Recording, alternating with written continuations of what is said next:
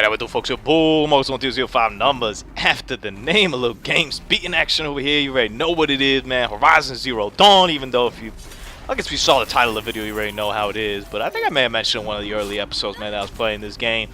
So got back from the motherland, and I beat a bunch of Mega Man X games when I was over there and stuff. And I kind of decided I don't really know what I want to do when I get back. And then I made up my mind, like, you know what, man, I'm playing Dark Souls 3, yo. That's what I'm doing. I'm playing Dark Souls 3. I'm going hard in Dark Souls 3. I'm going to play the hell out of that thing. And I honestly expected that to take me through pretty much all of September. I was like, alright, man. You know, I got back like beginning of September or something like that, late August. And I was like, alright, it'll take me probably through all September, you know, as I'm working, stuff like that, blah, blah, blah. But, knock on wood, I found Dark Souls 3 a little bit easier than previous Dark Souls. So I kind of got through it relatively quickly. And I also had some pretty long sessions that got me, like, really hooked. That was one of those. I hadn't had these in a minute. A game where, like, I sit down and I play for, like, 8 hours. 6 hours, you know, reckless timing where you're like, yo, like, I sat down, I ate lunch, I sat down, I gotta make dinner though, like, what the hell? Those kind of reckless sessions, and Dark Souls 3 brought that out of me, and then I hopped into Horizon. I was like, oh, I got a little more time, I'll play Horizon, you know? And I was thinking of setting it up all the way to play Odyssey. Assassin's Creed Odyssey is coming out, came out last Friday, but I'm actually gonna skip it for a little bit and play that a little bit later, and I'm hearing that the reviews are amazing. Either way though, I freed it up and I was like, you know what, man, it's about time I check out Horizon, man. Horizon, I knew I was going to like this game. I knew that this game was just all about, like, everything I'm about. But it came out when Zelda came out, when the Switch came out. And I managed to get that pre-order in for the Switch and Zelda at the same time. I was like, nah, I got to go and do that. So I put Horizon to the side. I didn't even purchase it. And then one day I saw it, for 15, 20 bucks, something like that. And I was like, yeah, man, of course I'm going to get in on that, yo. No doubt, man. That game is dope. And it was only, honestly, a couple months after it was out that it was down that low. So I was like, yeah, of course I'm going to buy that. I'm giving this game a 9.5 out of 10. The only knocks I have on this game are the engine sometimes could get a little bit glitchy and a little bit wonky, some of the physics in it. So sometimes I'll clip through things. There was a couple times when I had to reload because I was like stuck under a bridge when I was walking over it. Little knacks like that, which are understandable. This is a new engine for Gorilla, to my understanding. So yeah, I expect when Horizon 2 comes out, it'll be a lot dope, a lot doper, more doper, better, more better. You know, English. So I hope that it gets a little bit better when they release something else on it.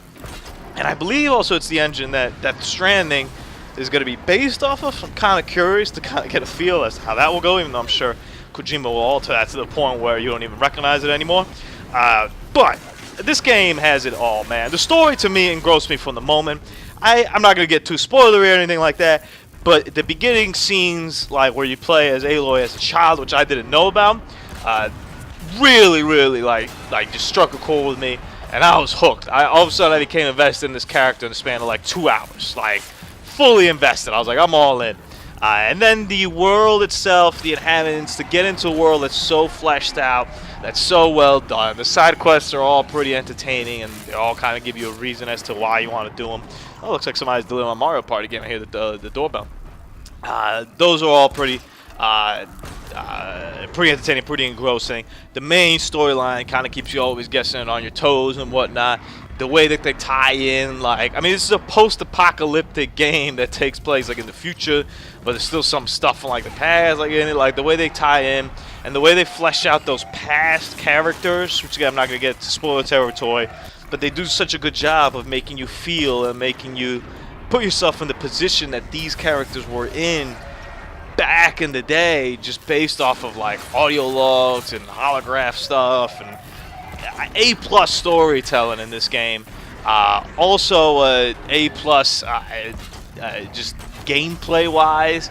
You know, I had those minor kinks, but everything works so well in tandem. All the different abilities, all the different attacks, the upgrade system. It's an action RPG open world at its finest. It's a game that you don't want to necessarily, for example, speed run through. You don't want to fast travel through. You will at some point, just because some things are a little bit, but like, you want to walk through every inch of this world and do every single thing. You know, similar, one thing I will say, in the Legend of Zelda game, you know, when you activate those Sheikah towers to kind of see like the area and clear the map, this game does something similar to that, where not 100% similar, but you kind of have to climb on top of these very tall robots over there kind of see the area, and I'd go and seek these out, man. And it's always such a fun little kind of puzzle element of how to get above them and stuff. It's a damn shame this game came out the same day Zelda came out. That's all I'm gonna say. And when I put them side to side, I would still probably pick Zelda, even though this might be the better fleshed out game per se. Zelda has a special place in my heart, so I can't really necessarily defeat that like I defeated this monster. 9.5 out of 10. It's amazing.